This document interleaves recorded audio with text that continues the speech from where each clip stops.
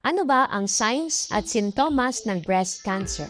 Number 1, a lump or thickening of the breast. Isang bukol kapag ginahawakan mo ang iyong dibdib. Number 2, swelling, dimpling, and skin irritation. Ito yung pamamaga. Yung dimpling naman, kunwari ito yung breast nyo, tapos meron siya nagpo-form na ganito. Ayan, makikita nyo. Para siyang pailalim or para siyang kanan. At pangangati ng balat.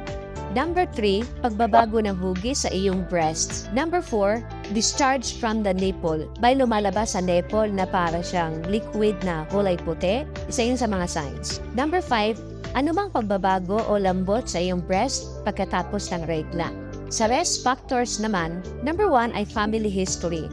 Baka meron tayong history sa ating pamilya na merong breast cancer. Pangalawa, maaga na regla, bago ang edad na 11. Number 3, late ang menopause.